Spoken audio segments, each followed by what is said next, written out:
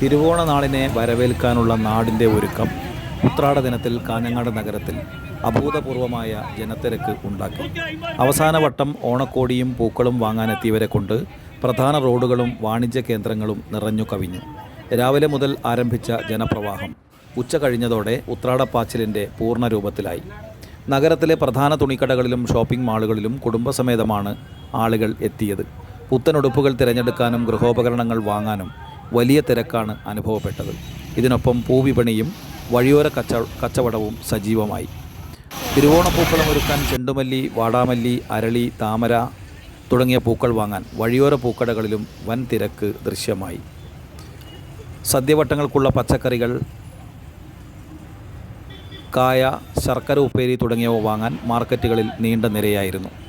നഗരപാതകളിൽ താൽക്കാലിക സ്റ്റാളുകൾ ഇട്ട വഴിയോര കച്ചവടക്കാർക്കും മികച്ച പ്രതികരണമാണ് ലഭിച്ചത്.